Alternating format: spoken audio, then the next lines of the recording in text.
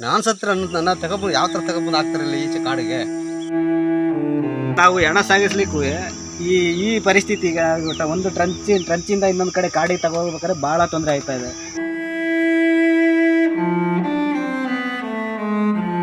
ಇಲ್ಲಿ 4 ಜನ ಒತ್ಕೊ ಬರೋಕ್ಕಾಗಲ್ಲ, ಒಂದು 5-6 ಜನ ಹೊರಗಡೆ ಕಾಡು ಒಳಗಡೆ ಹೋಗೋಕ್ಕೂ ಆಗಲ್ಲ.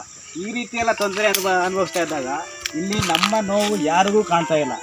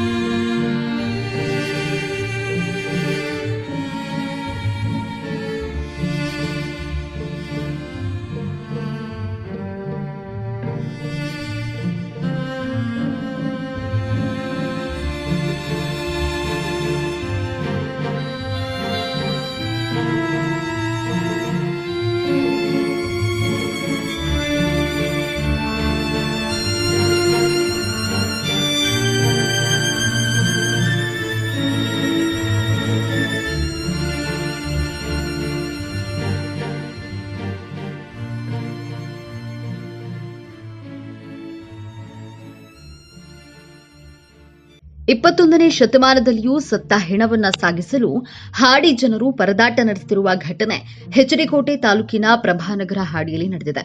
ಹೌದು, ಈ ಹಾಡಿ ಹೆಚ್ಡಿಕೋಟೆ ಪಟ್ಟಣದಿಂದ ಕೇವಲ ಕೂಗಳತೆಯತೆ ದೂರದಲ್ಲಿದ್ದು, ಈ ಜನರನ್ನ ಪುನರ್ವಸತಿ ಹೆಸರಿನಲ್ಲಿ ಕಾಡಿನಿಂದ ಹೊರತಂದು ಬಿಡಲಾಯಿತು. ಆದರೆ ಅವರಿಗೆ ಬೇಕಾದ ಮೂಲಸೌಕರ್ಯಗಳನ್ನು ಒದಗಿಸಿಕೊಡದೆ ಸಂಪೂರ್ಣವಾಗಿ ಅವರನ್ನ ನಿರ್ಲಕ್ಷಿಸಲಾಗಿದೆ. ನಮ್ಮ ಸರ್ಕಾರ ಕನಿಷ್ಠ ಪಕ್ಷ ಶವ ಸಂಸ್ಕಾರಕ್ಕೆ ಸ್ಮಶಾನಕ್ಕಾದ್ರೂ ರಸ್ತೆಯನ್ನ ಮಾಡಿಕೊಡಲಾಗದ ದುರಾವಸ್ಥೆಗೆ ಬಂದು ನಿಂತಿದೆ. ಇದಕ್ಕೆ ಪುಷ್ಟಿ ನೀಡುವಂತೆ ಹಾಡಿಯಲ್ಲಿ ಯಾರೇ ಸತ್ರೂ ಶವ ಸಂಸ್ಕಾರ ಮಾಡಲು ನರಕಯಾತನೆ ಅನುಭವಿಸಬೇಕಾದಂತಹ ಪರಿಸ್ಥಿತಿ ನಿರ್ಮಾಣವಾಗಿದೆ. ಊರಿನಿಂದ ಸ್ಮಶಾನಕ್ಕೆ ಹೊತ್ತೊಯ್ಯಲು ಅರಣ್ಯ ಇಲಾಖೆಯ ಟ್ರಂಚ್ ದಾಟಿ ಹೋಗಬೇಕು. ಆದರೆ ಈ ಆನೆ ಕಂದಕವನ್ನ ದಾಟಲು ಸಾಧ್ಯವಾಗದೆ ಅಡ್ಡಲಾಗಿ ಮರಗಳನ್ನ ಜೋಡಿಸಿ ಮರದ ಮೇಲೆ ಸರ್ಕಸ್ ಮಾಡಿಕೊಂಡು ಹೆಣವನ್ನ ಹೊತ್ತುಕೊಂಡು ಹೋಗಲಾಗುತ್ತದೆ. ಈ ಮನಕಲಕುವಂತಹ ದೃಶ್ಯ ನಿಜಕ್ಕೂ ನಾಗರಿಕ ಸಮಾಜವನ್ನ ನಾಚಿಸುವಂತಿದ್ದು, ಆದಷ್ಟು ಬೇಗ ಈ ಸಮಸ್ಯೆ ಬಗೆಹರಿಸಬೇಕು ಅಂತ ಹಾಡಿ ಜನರು ಸರ್ಕಾರಕ್ಕೆ ಆಗ್ರಹಿಸಿದ್ದಾರೆ. ಒಟ್ಟಾರೆಯಾಗಿ ಇನ್ನಾದರೂ ಈ ಬಗ್ಗೆ ಸ್ಥಳೀಯ ಶಾಸಕರು ಅನಿಲ್ ಚಿಕ್ಕಮಾದೂರ್ ಅವರು ಹಾಡಿ ಜನರ ಸಮಸ್ಯೆಯನ್ನ ಆಲಿಸಿ ಅವರ ಸಮಸ್ಯೆಯನ್ನ ಬಗೆಹರಿಸುತ್ತಾರೆ ಎಂಬುದನ್ನ ಕಾದು ನೋಡಬೇಕಿದೆ.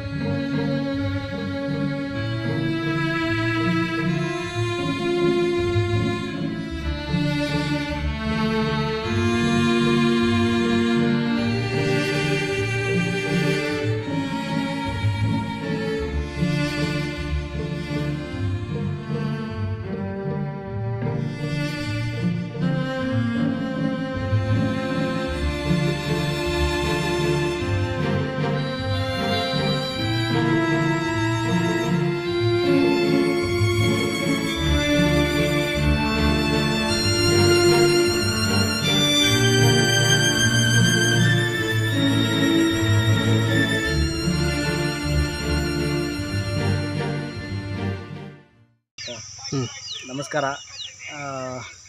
ಇಲ್ಲಿ ಪ್ರಭಾನಗರ ಹಾಡಿ ಮತ್ತು ಬಸವರಾಜ ಕಟ್ಟೆ ಹಾಡಿ, ಈ 2 ಹಾಡಿಗೆ ಸಂಬಂಧಪಟ್ಟಂತೆ ಈ ಅರಣ್ಯದೊಳಗೆ ನಮ್ಮ ಸ್ಮಶಾನ ಇದೆ. ಆ ಸ್ಮಶಾನಕ್ಕೆ ಈ ರೀತಿ ಶವ ಸಂಸ್ಕಾರ ಏನಾರು ಗ್ರಾಮದಲ್ಲಿ ಯಾರು ತೀರ್ಕೊಂಡಾಗ ಶವ ಸಂಸ್ಕಾರಕ್ಕೆ ತೆರಳಬೇಕಾದ್ರೆ ಬಹಳಷ್ಟು ತೊಂದರೆಯನ್ನು ಅನುಭವಿಸ್ತಾ ಇದ್ದೀವಿ. ಯಾಕಂತಂದರೆ ಈಗ ನಾವು ಹೆಣ ಸಾಗಿಸ್ಲಿಕ್ಕೂ ಈ ಪರಿಸ್ಥಿತಿ ಈಗ ಒಂದು ಟ್ರಂಚಿಂದ ಇನ್ನೊಂದು ಕಡೆ ಕಾಡಿಗೆ ತಗೋಬೇಕಾದ್ರೆ ಭಾಳ ತೊಂದರೆ ಆಯ್ತಾ ಇದೆ. ಇದರ ಹೀಗಾಗಿ ಈ ಮಳೆಗಾಲದಲ್ಲಿ ಆಗಲಿ ಯಾವುದೇ ಸೀಸನ್ ಬಂದಾಗ ಪ್ರತಿಯೊಬ್ಬರು ಯಾರು ತೊಂದರೆ ಈ ಥರ ಮರಣ ಹೊಂದಿದಾಗ ಹೆಣ ಸಾಗಿಸ್ಲಿಕ್ಕೆ ಭಾಳ ಕಷ್ಟ. ಕೆಲವು ಸಲ ಮಹಿಳೆಯರು ಬಿದ್ದೋಗಿದ್ದಾರೆ ಈ ಟ್ರಂಚ್ ಒಳಗಡೆ. ಹಾಗಾಗಿ ಈ ಹಿಂದೆ 1 ವರ್ಷದ ಹಿಂದೆ ನಮ್ಮ ಹಾಡಿಲಿ ಹಿರಿಯರೊಬ್ಬರು ಮೃತಪಟ್ಟಿದಾಗ ಇದೇ ವಿಡಿಯೋ ಮಾಡಿ ಸ್ಥಳೀಯ ನ್ಯೂಸ್ ಚಾನಲ್ಗಳಿಗೆಲ್ಲ ಆಗಿತ್ತು. ಹಾಗೆ ಇಷ್ಟು ಕಷ್ಟ ಅನುಭವಿಸ್ತಿದ್ರು ನಾವು ಸಂಬಂಧಪಟ್ಟಂಥ ಇಲಾಖೆಗೆ ಮಾಹಿತಿ ಕೊಟ್ಟರು, ಎಲ್ಲ ಅರ್ಜಿ ಸಮೇತ ಕೊಟ್ಟಿದ್ರು. ನಮ್ಮ ಈ ಅಧಿಕಾರಿಗಳಾಗಲಿ ಜನಪ್ರತಿನಿಧಿಗಳಾಗಲಿ ಯಾರೂ ಇದಕ್ಕೆ ತಲೆ ಕೆಡಿಸ್ಕೊಳ್ತಾ ಇಲ್ಲ. ನಮ್ಮ ಬಡವರ ನೋವು ಯಾರು ಕಣ್ಣಿಗೆ ಕಾಣ್ತಾ ಇಲ್ಲ. ಹಾಗಾಗಿ ದಯವಿಟ್ಟು ಈ ಬಾರಿ ಆದರೂ ನಮ್ಮ ಈ ಜೇನು ಕುರುಬರ ಕಷ್ಟಗಳಿಗೆ ತಾವೆಲ್ಲ ಈ ಸ್ಪಂದಿಸಿ ನಮ್ಮ ಇದೊಂದು ಈ ನಮ್ಮ ಸ್ಮಶಾನಕ್ಕೂ ನಮ್ಮ ಗ್ರಾಮಕ್ಕಿರೋ ಒಂದು ಸಂಬಂಧವನ್ನು ಆದಷ್ಟು ಸುಗಮವಾಗಿ ನಮ್ಮ ತೊಂದರೆ ಬಂದಾಗ ಸುಗಮವಾಗಿ ನಮ್ಮ ಕಾರ್ಯಗಳನ್ನು ಒಂದು ಹಿಂಸೆ ಆದಮೇಲೆ ತೊಂದರೆನೇ ಅದು. ಈಗ ಈಗ ವಯಸ್ಸಪಟ್ಟವ್ರನ್ನಂತಲ್ಲ, ಈಗ ನಾನು ಸತ್ತಿರ ನನ್ನ ತಗೊಬಂದು ಯಾವ ಥರ ತಗೊಬಂದು ಹಾಕ್ತಾರಲ್ಲ ಈಚೆ ಕಾಡಿಗೆ, ಅದು ನಾನು ಕೇಳ್ತೀನಿ. ಆಗ ನಾವು ಹೊತ್ಕೊಬಂದು ಇಲ್ಲಿಗ ಈ ಒಂದು 6 ಬಡಿ ಹಾಕಿದ್ದಾರೆ. 6 ಬಡಿಯಿಂದ 6 ಬಡಿ ಆ ಥರ 4 ಜನ ಹೊತ್ಕೊಬಂದು ಹಾಕ್ತಿದ್ದಾರೆ. ಅದು ಬರೋ ಹಿಂಸೆ ಅಲ್ವಾ? ಅದರಿಂದ ಇಲ್ಲಿ ನಮಗೆ ಬೇಕಾಗಿರೋಂಥದ್ದು ಒಂದು ರೋಡು, ಅದೊಂದು ಸೇತುವೆ ಥರ ಮಾಡಿ ಕಟ್ಕೊಟ್ರೆ ನಮಗೆ ಸ್ವಲ್ಪ ಒಳ್ಳೆಯದಾಗ್ತದೆ. ಫಾರೆಸ್ಟ್ನವರು ಏನೋ ಗೇಟ್ ಮಾಡಿಕೊಳ್ಳಿ, ಅವರು ಹೊರಗಡೆ ಮಾಡಿಕೊಳ್ಳೋದು ಅಂದರೆ ನಮಗೆ ಇಲ್ಲಿ ಸೇತುವೆ ಥರ ಮಾಡಿಕೊಡ್ಬೇಕು ಅದಕ್ಕೆ ನಾವು ಕೇಳ್ಕೊತಾ ಇದ್ದೀನಿ. ನೋಡಿ, ಇದು ಈ ಆನೆ ಯಾವುದೇ ಕಾಡು ಪ್ರಾಣಿಗಳು ಹೊರಗಡೆ ಬರ್ತದೆ ಅಂತ ಹೇಳಿ ಸೋಲಾರ್ ಫೆನ್ಸನ್ನು ಅಳವಡಿಸಿದ್ದಾರೆ. ಹಾಗಾಗಿ ನಮ್ಮ ಈ ಯಾರು ಮರಣ ಹೊಂದ ಸೀಸನಲ್ಲಿ ಆ ಕಡೆಯಿಂದ ಟ್ರಂಚ್ ದಾಟಿ ಬಂದಾಗ ನೋಡಿ ಇಲ್ಲಿ ಒಂದು ದೊಡ್ಡ ಅಡ್ಡಗೋಡೆ. ಆವತ್ತಿನ ಶವ ಸಂಸ್ಕಾರ ಮಾಡೋ ದಿನದಲ್ಲಿ ಏನಾದ್ರು ಕರೆಂಟ್ ಸೋಲಾರ್ ಪಾಸ್ ಆಗ್ತಾಯಿದ್ರೆ ಎಣೆಗೆ ತಗೊಬಂದವ್ರ ಜೊತೆಲಿ ಇನ್ನೂ ಒಂದು 2-3 ಸಹಾಯಕ ಅನುಭವ ಪಡ್ತಾರೆ. ಈಗ ನೋಡಿ, ಇಲ್ಲಿ 4 ಜನ ಒತ್ಕೊಬರೋಕ್ಕಾಗಲ್ಲ, ಒಂದು 5-6 ಜನ ಹೊರಗಡೆ ಕಾಡು ಒಳಗಡೆ ಹೋಗೋಕ್ಕೂ ಆಗಲ್ಲ. ಈ ರೀತಿ ಎಲ್ಲ ತೊಂದರೆ ಅನುಭವಿಸ್ತಾ ಇದ್ದಾಗ ಇಲ್ಲಿ ನಮ್ಮ ನೋವು ಯಾರಿಗೂ ಕಾಣ್ತಾ ಇಲ್ಲ.